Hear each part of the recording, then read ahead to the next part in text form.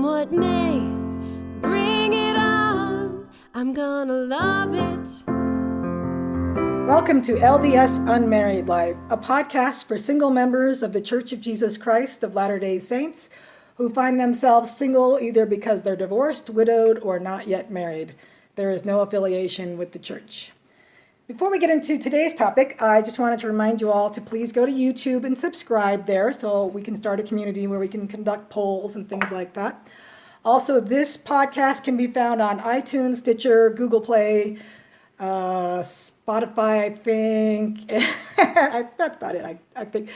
Anyway, and having said that, I think we're ready to get started. We are going to be talking about Brene Brown's book, Daring Greatly, today. Before we dive in, we're going to go around the table here and introduce everyone. As you know, my name is Annette Bybee. This is my podcast. I can be found on AnnetteTalks.com if I didn't mention that. I have a cold today, so I'm a little bit spacey.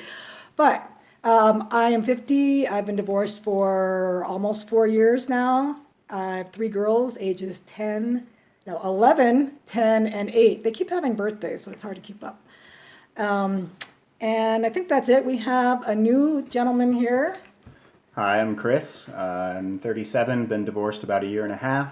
Have 2 sons, 10 and 7. And Chris has made some cool comments on AnnetteTalks.com. And so I thought, we've got to get this guy on. So he's here. And over in the corner on his phone is... Steve Smith. That's it? Yeah. You're not going to say anything else? He doesn't need to. What about the newbies? I have not heard you before. I've been divorced going on 6 years. 2 kids, a daughter, 20. She's on a mission, Utica, New York. And I've got a son, 16, that lives in Utah. If you want to chat with me, you can, Smiley Smith, ONESMILEY Smith, @gmail.com. Shoot me a line. I'd love to hear from somebody. No phone number this time. Oh, yeah, I got a phone number set up for it too. 435-224-3850. Such a brave man. Oh, and Steve and I have a book coming out very, very soon, hopefully. We're in the very end stages of getting it published. And you'll be able to get that on AnnetteTalks.com or Amazon.com. Hopefully by the time this posts, it'll be there. And it's called Dating After Divorce, an LDS Survival Guide. So there should be a lot of people out there that could benefit from that. Self-plug there, shameless self-promotion, right? And on the phone, and I'm not going to forget he's on the phone because I've got his picture right here, is... Hi, I'm Pat. I just turned 50 in March. Never been married, no kids, living in Phoenix, Arizona, or Mesa, Arizona, I should say. Don't have any shameless plugs to provide, not even in my hair. And he's bald. You'll see the picture. Yeah. And it's ironic that Annette has a picture of me. So, yeah, thanks, guys. Why is that ironic? I don't know. I just like to use the word ironic. It's a good word. It is a good word. All right. So diving in here, one of the reasons I picked this topic for today is that next week I'm going to be presenting at a singles conference here in Denver. My first time, just a little nervous.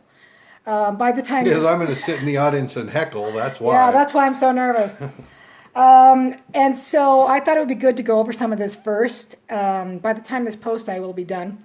But I wanted to talk about this topic because it's one of my favorites. And it's been kind of a theme in my life since my divorce, really. I've been on an interesting journey, and I'll get into a little bit more of that as we progress. But we are going to be talking about Daring Greatly, the book by Brene Brown. And she starts out her book by quoting from a speech by Teddy Roosevelt. And the speech was called Citizenship in a Republic. And I'm just going to read what she's written here. The speech, sometimes referred to as the Man in the Arena, was delivered at the Sorbonne in Paris, France on April 23rd, 1910. This is the passage that made the speech famous. All right, so I want you guys to listen to this because this is awesome. I love this. It is not the critic who counts, not the man who points out how the strong man stumbles, or where the doer of deeds could have done them better. The credit belongs to the man who is actually in the arena, whose face is marred by dust and sweat and blood, who strives valiantly, who errs, who comes short again and again, because there is no effort without error and shortcoming, but who does actually strive to do the deeds, who knows great enthusiasms, the great devotions, who spends himself in a worthy cause, who at the best knows in the end the triumph of high achievement, and who at the worst, if he fails, at least fails while daring greatly. And that passage really speaks to me, because I feel like we are in a point in human history with being in the last days, and when President Nelson said in the last conference that time is running out, that we're probably going to have to step up a lot. And so we're going to have to be willing to dare greatly in our lives, whether it's our personal living of the gospel, magnifying our callings, or if we've got some talents we have not been cultivating and using.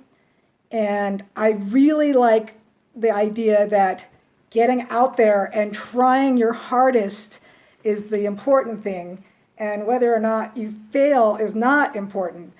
And in the book, Brene talks a lot about vulnerability and how you have to be willing to be vulnerable. And her definition is not knowing victory or defeat. It's understanding the necessity of both. It's engaging. It's being all in. So my dare to you all, or my challenge to everyone that's listening, is to start thinking along the lines of being all in your life, whatever that means. And so I thought we could talk about what it means to be vulnerable, and where we are daring greatly in our lives, or thinking along the lines of daring greatly in the future, or where we've dared greatly in the past, and what the result has been if we've already been there, done that. Okay. This is Chris. Yeah, so with the vulnerability, it's mentioned a lot in the book how it's usually thought of as a weakness. I really like how Brene talks about how vulnerability is kind of like the root to all of like these pleasurable things that most people want in their lives, like joy, courage, empathy, creativity. And I think a lot, especially in the church that I've seen, there's a lot of people that are so worried about like not being perfect that the fear of failure keeps them from doing a lot of things. And so just recently, as I've started reading the book, there's been a couple of things. Well, one of the things that really hit me in the book is she has this this kind of mantra that she goes over by herself, where when she feels uncomfortable about something, she says, "What would you attempt if you know you could not fail? Or what's worth doing even if I fail?" And so there's been some opportunities lately for me in my life. I work as a physical therapist for a home health company. Been there for 6.5 years. Love my job. Totally comfortable with it. Found out that my branch manager is retiring in June next month. And so I had some coworkers say, "You should really apply for that." And it was not something I'd ever thought of. I looked up the requirements, and they like to have nursing experience and management experience, and I have neither of those things. And so when I was reading this book, and when I read that quote where, what would you be willing to do even if you failed at doing it, I was like, well, I could put in for that management position. It's something I was planning on doing eventually, like 20 years from now anyway. But and as I was like debating back and forth, I was thinking the worst that can happen is that I don't get it. But I still have a great job there, and I learned the process. So down in the future, there's no way that this can actually hurt me. So instead of like being afraid of, I'm not what they're looking for, I don't have the qualifications they want, I just kind of said, what the heck? And the best that can happen is that I get this job, and it's a little bit of a promotion from where I was at. And so I just kind of took the leap and submitted the application, and we'll see what happens. I don't know. It might not come of anything, but that's one of the biggest things that I have tried to dare greatly in doing. And I just really like that attitude of what's worth doing even if you fail. So Yeah, I think that pretty much sums it up. I'm glad that you're doing that. That's awesome. You'll have to keep me posted on that. But I think there are a lot of things that people would do if they took that attitude. You know, what's the worst could happen? yeah. It was a few years ago when I saw one of those Prince EA memes. You know who that is? Huh. Oh, he's like a rapper, but he does. Pat, do you know who that is? I do know who that is. Okay, he puts out a lot of memes on Facebook, and usually, or a lot of times, he's shirtless. I don't know, must be a rapper thing. But it said, and You I'm, just like him because he's short. and I've seen this before, obviously, but you know, sometimes things hit you at the right time. And it said something like, "What would you do if you were guaranteed a year from now that you would succeed at it?" And so, I mean, we all know that there's no guarantee. But basically, it's like daring you. What would you do if you knew it was going to happen? Right. And it kind of opens up your mind to all these possibilities. And so, in my life, there's been a theme, especially over the last few years, of what would you dare to do? And it was like that same day I saw other memes that were along the same lines. And my sister sent me a link to a little short video by Kyle Cease. You guys know who that is? He is a comedian that has turned into not a motivational speaker, but a guy that helps you get over your anxieties to go for it. He's got a lot of Brene Brownish qualities. And the link was to him talking about why not stop being afraid, or why not have anxiety. Right. And because I'm a recovering worryaholic. And so I've gone from, I watched this video and it was really interesting and really spoke to me. So I went and got his book, which is called I Hope I Screw This Up. And it's basically all about putting out of not listening to the anxiety in your head and getting past all that and coming from your heart and going for it. And so there's something to be said for, what the heck? I mean, yeah, I might fail, but so what? Yeah. In the last few years, I have failed more than I have, I think, in the rest of my life put together, because I've been trying so many new things. Right. You know, but every time I failed at something, I've learned how not to do that. Exactly. Was that the Edison Right. quote? He's learned 99 Yeah. ways how not to make a light bulb or something. Yeah. Another quote from the book that I really liked, she says, "When we spend our lives waiting until we're perfect or bulletproof before we walk into the arena, we ultimately sacrifice relationships and opportunities that may not be recoverable. We squander our precious time and we turn our backs on our gifts, those unique contributions that only we can make." And as we were chatting before we started recording, we were talking a little bit about that, and it reminded me of a quote that President Monson liked to use a lot in his talks, and it was from a poem, I'm sure, and I don't know exactly how it goes, but it's something along the lines of all the words of tongue and pen, the saddest are these, it might have been. Yes. So when we are too afraid of failure, or too afraid of the critics or what other people might think, or if I fail, am I going to look like an idiot kind of a thing, there's all of these opportunities that we miss, that we may not know the consequences of them, but whoever it was that we were supposed to help will definitely feel them. Yeah, I mean, the biggest thing that you risk when you're out there trying is failing. But there's something much bigger, and I'm going to go ahead and use this Brene Brown quote right now that I was thinking I was going to use later, because this is right along the lines with it, what we're talking about. From the book, page 249, for anyone that gets the book and decides to read. She says, "I can honestly say nothing is as uncomfortable, dangerous, and hurtful as believing that I'm standing on the outside of my life, looking in and wondering what it would be like if I had the courage to show up and let myself be seen." And I'm like, yeah, I mean, to me, as scary as what I do every day is, I'm much more afraid of being 90, right? Looking back on my life and saying, oh my gosh, I lived in a time of YouTube and iTunes and having your own website, and I never tried to do any of those things that I thought I should be doing all my life. I never tried. I spent all my life being safe, and I never found out what I was capable of doing. Yeah. That's to me is much worse. And I tell myself this whenever I start freaking out about stuff. Yeah. what about Steve or Pat? Got anything you want to throw in here?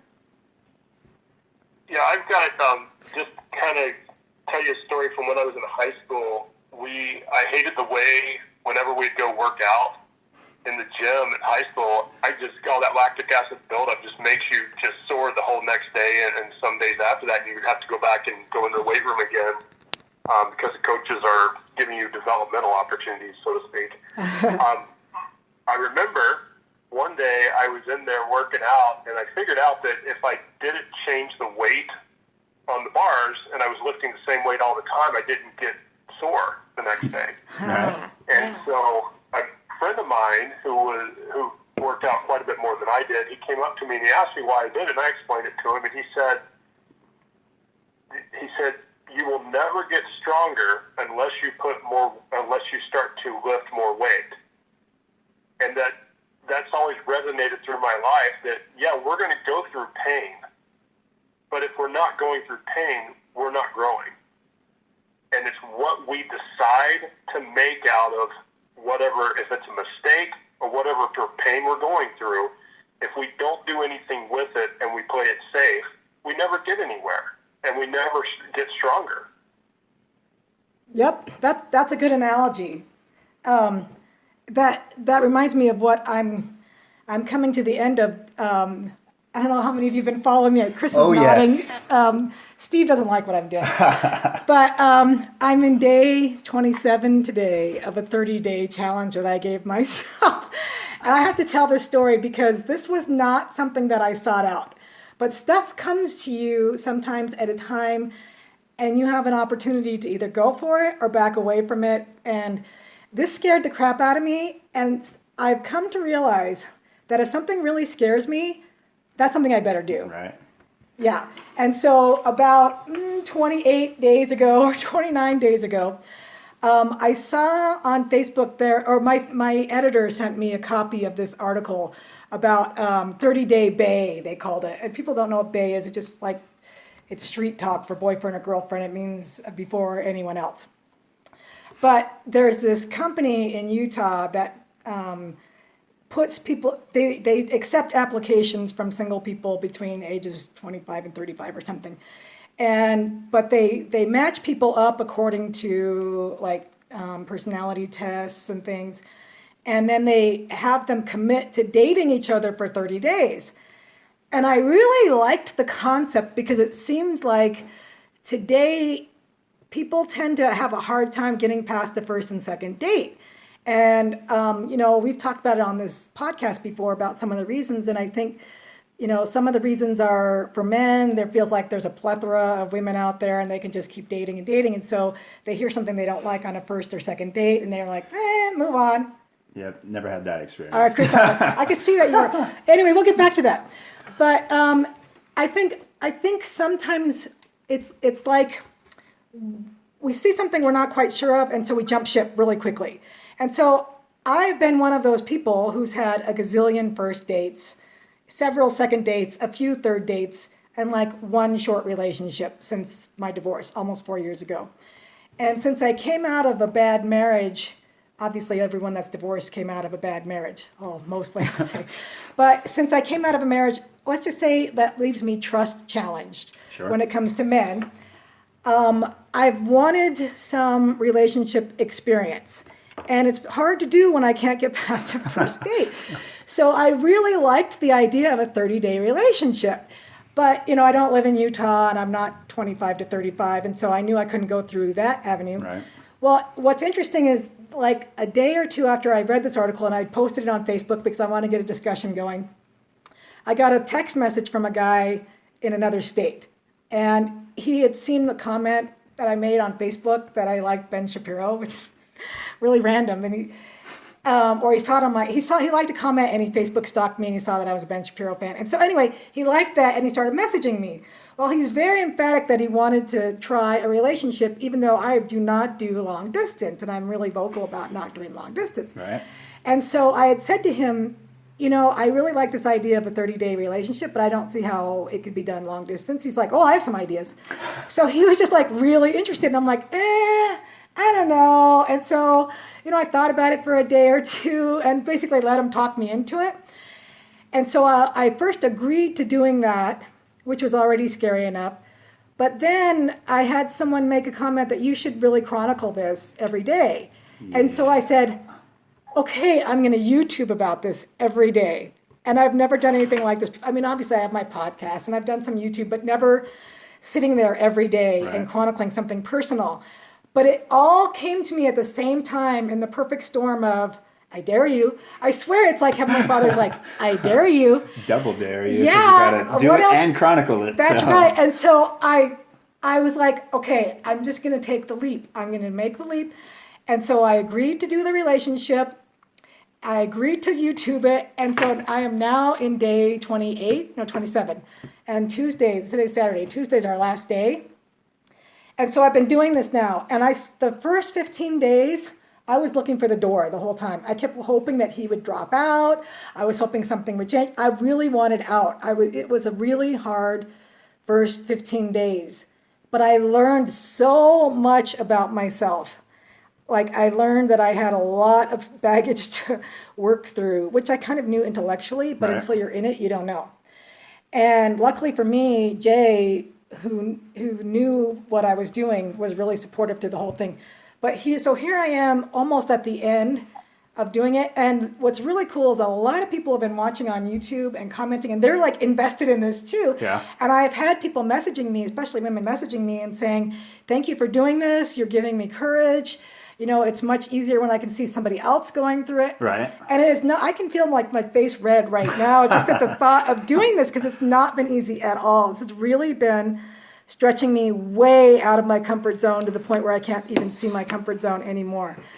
But I don't regret it at all. I think it's one of the best things I could have done for myself relationship-wise, because after I'm done with this, I started calling it 30-day relationship ready boot camp, because I feel like it's getting me ready to actually have a relationship where I don't have to say, hey, will you do a 30-day? Just have an actual relationship. And so it's been awesome. I've made friends through YouTube. I've gotten used to seeing myself on YouTube every day, which is painful, but I really enjoy doing. And so it's huge. And I'm still daring greatly on this thing, but I got past the initial discomfort and now I'm going for it, doing it. And I risked making a fool of myself. Yeah. Or lots of things. And as one of the people that's been following kind of this whole drama.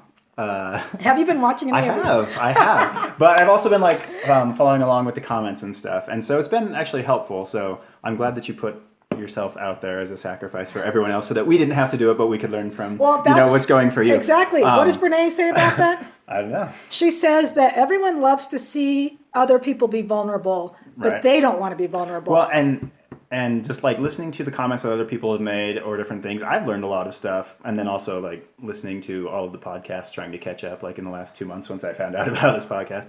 There's been a lot of good things that I have been able to develop from other people's experiences. I think Jim Jacobs had some different things you guys talked about, the braving and setting boundaries and all that.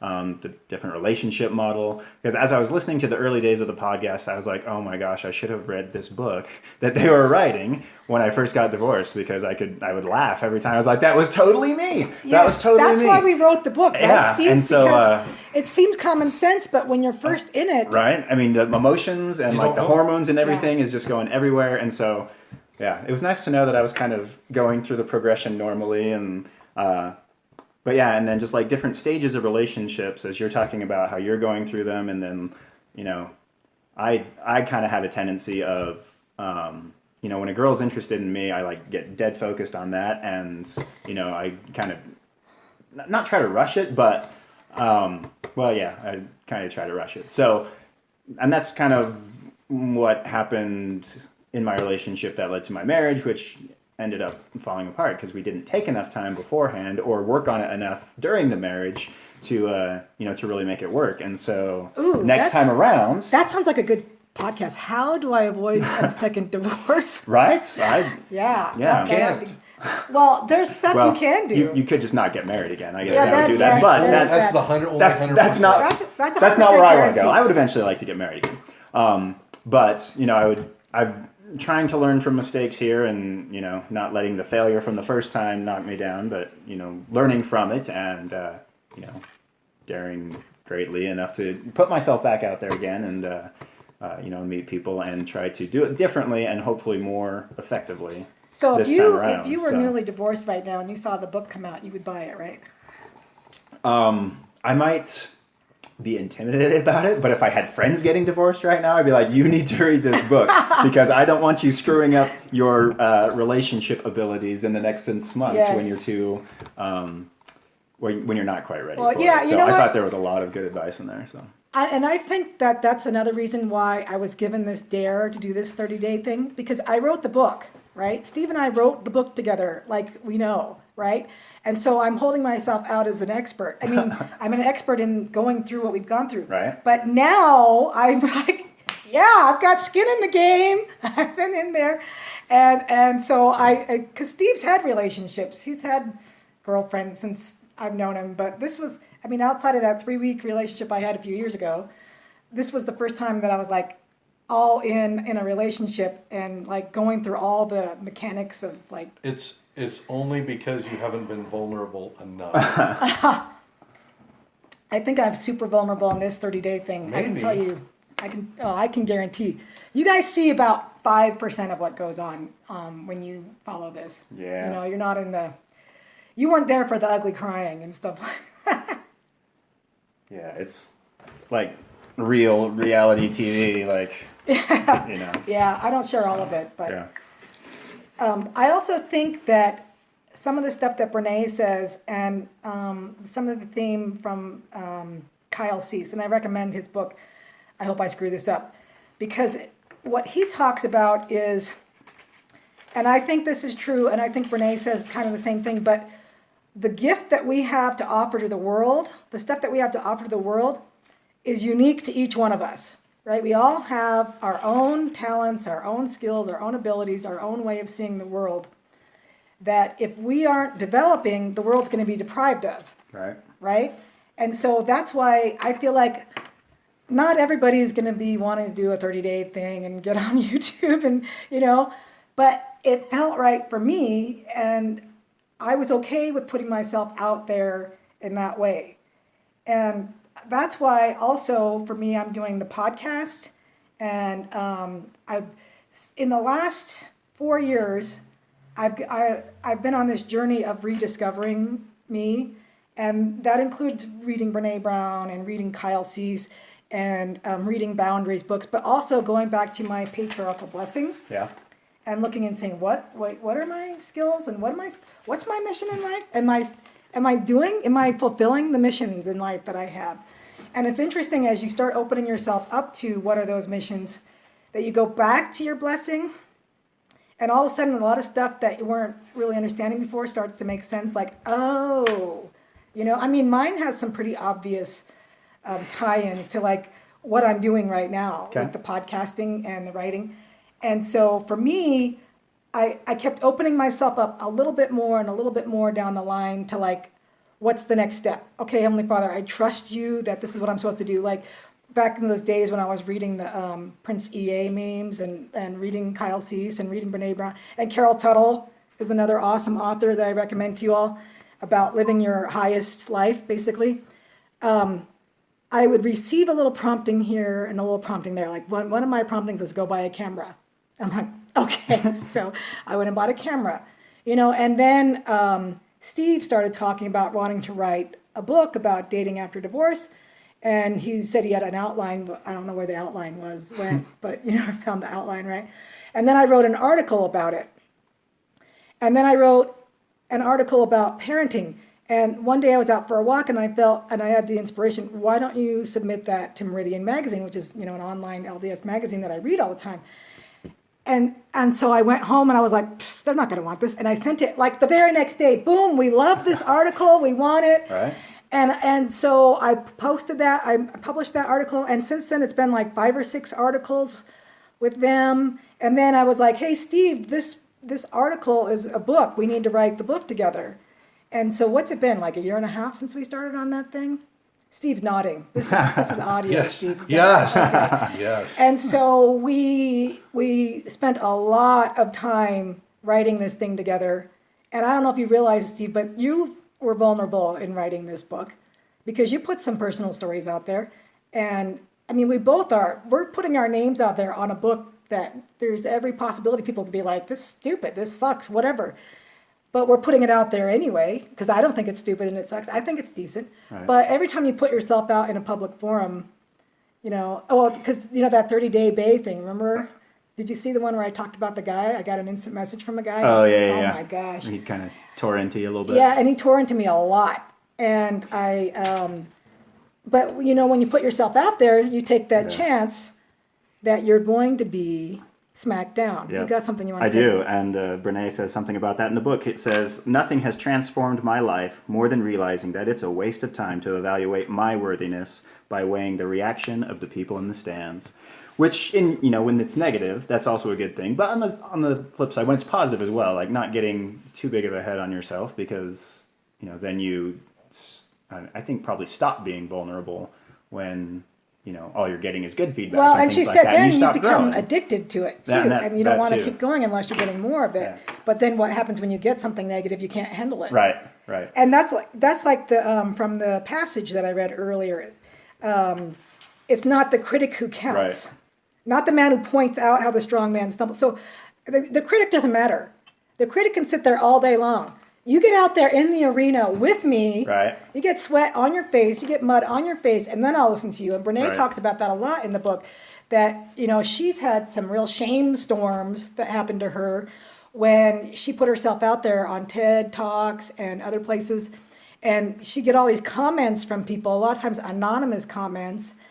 And she freaked out until she read this passage and she realized those people that are making comments, they don't have any skin in the game. Right. So she shouldn't be listening to them. Right.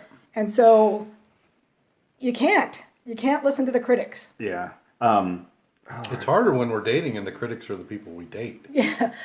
Are they critics or are they just people that don't want to They date you? can be critics because they can tell you that you're living your life wrong, you're doing the wrong things, because they have their opinion of the way things are supposed to Right. be. So in this world that we live in, there's so much accessibility for people to put their thoughts out there. Like somebody doesn't like my beard. Right? I can already tell. You're not I talking don't remember about what me, it was. are you, Steve? But there was something in the book, I can't remember exactly what she said, but it basically was, if it were along the lines of criticism, the people whose criticism or feedback matters the most are the people that are the closest to you, the ones that have shared their vulnerability with you, and that you've shared your vulnerability with them, and you have that connection. So it's those people's feedback that's most important, and everyone else doesn't really matter. Yeah, because I think she was talking about different comments. It was probably in that same chapter when she was talking because about the shame stories. But if you haven't read the book, I really recommend it because she talks about how when you have shame, and shame is that feeling that you're bad, you're worthless. I actually wrote an article on Meridian Magazine, partly based on Brene's work, but how I think shame is Satan's tool. right, He knows what our weaknesses is, and so if he can, especially when we're out there daring greatly, if he can get in there and make you feel like you're no good, like you're worthless, then he will. And that a lot of that comes from our upbringing. We get messages from our upbringing. yeah, But Brene talks about speaking it, vocally, ways to overcome it is to speak about it to people that you trust, who have earned your trust. I right, have maybe 2 or 3 people that I could go to that I absolutely trust 100% that would handle my shame right. the right way. And so you have to have those people, because when you speak it out loud, it loses its power over you. Right. So she says that shame is that intensely painful feeling or experience of believing that we're flawed and therefore unworthy of love or Right. belonging. And so she kind of talks about how there's these gremlins or that darkness that comes in and tries to pull you down. And some of the thoughts that I had is that shame can be repelled. If shame is darkness, then it can be repelled by light. Okay. Yes. So when we remember those things that are true, that we are children of a loving Heavenly Father, He has already eternally established our worth as great, and nothing that we do is ever going to change that. So when those truths like that, we can overcome shame. She calls it shame resilience, where you're able to go from I'm such a bad person, or I'm stupid, or whatever, I'm ugly, I'm fat, to that was a dumb choice, or I made a bad mistake, or things like that, where it's not you that's changing, it's your choices, because we can Right, the difference ultimately between change our shame decisions. and guilt. Yeah, Because exactly. guilt means you did something wrong. And we Right. all want that, or what my bishop used to call, he used to say, we don't want to talk about guilt, we talk about godly sorrow. Right. And so when we're talking about sins, I mean, obviously Sure. there's guilt for doing dumb things that aren't necessarily sinning. But yeah, it's healthy to feel guilt when we do something wrong. Right. And because then it That's- motivates us to change it, do Right, something right. right. But it's completely different from feeling like we're worthless. And so thank you for bringing that up, because no member of the church or anyone that's familiar with the gospel should ever feel shame, Right. as in not worth anything. Right. Because we all have inherent worth, because we're all children of a Heavenly Father. And we all have infinite potential, which is one of the reasons why Satan, when he sees us out there daring greatly, he sees us getting in the arena and ready to start taking on whatever it is we're going to take on, is going to try and attack that. And that's his weapon, Yeah. is shame. But we have much bigger weapons and much stronger weapons. So, Pat, do you have anything to say at this point? Yeah, so if I remember correctly, wasn't it Kevin Baker in his book talked about shame? And part of the things that I took from that were that people provide, I guess, what you would call inadvertent shame to singles Yes. when they ask questions like, well, where's your spouse, or what have you. However, Why aren't you married? Yeah. Yeah, why aren't you married? Yeah, that sort of thing. And it's always been interesting to me, because a couple times when I've been kind of frustrated with life in general and a comment like that comes up, I'll say, well, have you been receiving revelation for me? Or is there something I'm not aware of? Just to throw them off their game, because honestly, at the end of the day, whatever somebody wants to say, it's really up to me to make a decision on whether or not that's going to impact me. I can walk away from that any day of the week now. Life is too short for me to deal with people that don't have a better idea about what it is that we go through. I've talked to people who I don't know, I don't want to say they truly understand what I go through, because they don't, but they do understand that there are challenges that I have that they don't have. Right. And they have challenges that I don't want to deal with, and I have challenges they don't want to deal with. So when I look at this piece of Challenges being I don't want vulnerable, to deal with. yeah, I was going to say, when I look at this piece of being vulnerable, really, vulnerability is not a weakness at all. Vulnerability means that I'm willing to put myself out there. And I still remember the days of going to a dance at college, and I'm going, man, I really want to go dance with that girl, but I think I'm going to go get a drink of water. And if I come back and she's already dancing with somebody, it's not my fault. Oh. And that's where life is. I'm in a job where I don't have a problem speaking the truth about stuff, even if it's a potential where it could get me in trouble, because I'm saying, hey, yeah, this is what's going on. This is the reality. You guys have told us to do it this way. This is what we're doing, because this is the way it works out. And my manager was kind of shocked. He goes, do you realize what you're telling me? I said, yeah. I said, but I figure we're all adults here. And at a certain point, we all have to be adults and make it work for the situation we're working in. Now, is that a smart thing to do career-wise? Probably not the best. But at least he knows that when he comes to me and asks me to talk to him about stuff, I'm going to give him a straight answer. Right. And this past week, I taught Sunday school, and one of our youth who always just is goofy and makes all sorts of weird comments and acts like he's not paying attention, I asked him a question about a word in the scriptures, and I said, do you know what this means? Well, I think it means, and he starts going off, and I said, just stop. Shoot me straight. And I waited for the response. And he, for the first time in our class, and we've been in there all year long, he says, you know what, I honestly don't know what the word means. I said, okay, where do you think you can go to find it? That's where the teaching begins, is when we start listening and we actually stop putting up our guard, and then letting ourselves have that opportunity to learn from it. Yeah, that's awesome. Thanks, Pat. I'm glad you mentioned the dance because being willing to be vulnerable is also huge in our personal lives, right? Like I mentioned with my 30-day thing, you know. I feel like now that I've been willing to be vulnerable for 30 days with this guy, the next time that I'm ready to get involved in a relationship, okay, I can do this. I did it for 30 days. I can do it again, right? And so many of us, especially that are divorced or maybe haven't been married yet, there's a tendency to maybe avoid difficult situations or avoid asking that person out or avoid something that might hurt us because we've been hurt. Avoid it. We just don't do it. Well, that's avoiding the hurt, the pain, Steve. Thank you, Steve. Steve's here to give us the opposite opinion now. But if we do want the ultimate prize, right, the eternal companionship, we have to stay willing to put ourselves out there knowing that we're potentially going to fail. We're going to get broken up with, we're going to be turned down, we're going to get hurt or whatever. But at least, you know, if I'm 90 and I'm looking back going, I never did find my eternal companion, I can then say, but not for lack of trying. There you go, right? Not because I didn't try, because I did try. Right. And like with my podcasting and my YouTubing and my writing that I'm never going to stop doing now, even if I never make it to where I'd like to be, you know, with X number of listeners or whatever, I'll look back and say, and not for lack of trying, right? I gave it my all. So even if I end up with mud on my face and sweat all over the place or whatever, I tried. I did my best. I put myself out there. I showed up. I stayed in the room. I let myself be seen and I let myself be heard. Right. And so to me, that's the whole idea of daring greatly, whatever it is in life.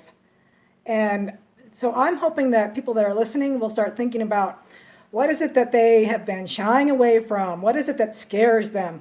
What is it that they've got on their bucket list that they could be doing right now? Yeah. And maybe start thinking about, hey, it's much better to get out there and go for it and risk failure and then share with everyone because we all want to know, because we like vulnerability in other people. Right. People are watching my YouTube videos because they like to know, they like to see what's going on. They like to see me daring greatly. Yeah. One of my favorite talks from this past conference was the one from Elder Renland. And there was a couple of talks back to back or in the same session where they shared the same verse from the Doctrine and Covenants where Joseph Smith says, you know, from the Lord that, you know, if we are doing everything that we can, then we can kind of sit back with the utmost assurance that God will reveal his hand in his timing, and sometimes that's the hard part, is waiting for God's timing. But if we're not putting in our effort, God's not going to step in and just magically fix our lives or bless us with the things that we need. And so as we're daring greatly and putting in the effort and showing the faith to try, or to do, I guess, do or do not, exactly, to do something about it, then, you know, and especially if we're praying, we can feel confident that, you know, like you said, we did what we were supposed to. Yeah, and if we're praying for guidance and saying, Heavenly Father, I am willing to do your will. Right. Tell me what it is. And then listen.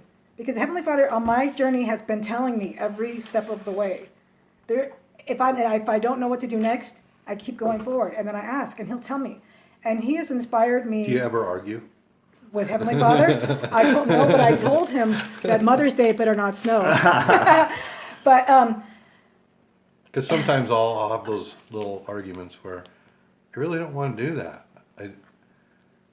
There have been people where they've said, go take this person out, and I don't want to do that. That's not what I want to do. Well, you need to. Please don't make me do that. I don't want to. That's I feel like a kid. That's more like not daring greatly. That's like, don't make me. I don't wanna. But generally speaking, when we follow what Heavenly Father wants us to do, we learn something big. But it hurts. Yeah, it does. It can. That's failure, but that comes along with trying. Pat, what do you have? You have something? Hey, so to go along with Steve, what he just shared about kind of arguing with Heavenly Father, I remember, so with my travels, I will be gone for 2 weeks in a row, and I'll be gone over the weekend, so I try to go to church at wherever I'm at. But last year, I remember I was trying to look for some answers and for some personal stuff I was going through, and I remember thinking, oh, I'm just going to go to church, I'll go to sacrament meeting, nobody there is going to know me, nobody's going to introduce me, but the whole week I felt that if I went to church, I was going to be invited to dinner to somebody's house, and I needed to be prepared for that. And what happened was, I got done with sacrament meeting, nobody came and spoke to me, so I left, hopped in the car, got all the way back to the hotel parking lot, and I remember distinctly the voice in my head, or I don't know if it was a voice in my head, but it was Heavenly Father's. The fact was, he said, how can I teach you if you're not willing to listen? Ooh. And I remember, you know what? He's right. I turned around, I went back to the building, walked into Sunday school. Remember the bishopric introduced himself to me and then asked me if I'd be willing to come to their house for dinner. And I went to their house for dinner. They both had been divorced and then remarried within the prior year of me meeting them, and kind of shared with me what they had gone through when they were single, because they both had gotten married older in life, but then also what they went through after they had been divorced with their spouses and now together in a new relationship. And it was very eye-opening, and had I not listened to that rebuke of me, of praying but not waiting for an answer or following through with it, I never would have learned that. That's awesome. That shows that you were willing to humble yourself and change and and follow the Spirit. And you wouldn't have heard the prompting, the rebuke, if you hadn't been open to it. So, yeah, we can all be a little bit rebellious at times, but that's awesome. Silly spirit. I don't want to do that. It just goes to show that if we will follow the promptings and be willing to go along, we're going to learn something, or we're going to have an experience that we need to have. So we are out of time, but this has been an awesome discussion. And I'm going to share a link to Daring Greatly on AnnetteTalks.com with the show notes. And I think I'll share one to this Kyle Cease book as well. And I would love some comments from listeners about things that they've done in their life or are doing or getting ready to do that require some vulnerability or daring greatly. Again, please go to AnnetteTalks.com, subscribe, go to YouTube and subscribe. If you're on iTunes, it would be great if you could rate and review the podcast so we could get more share there. The more people we reach, the better. And thank you for listening to LDS Unmarried Life, where LDS singles gather. I'm gonna bloom where I'm planted. I won't take things for granted. Come what may, bring it on. I'm gonna love it.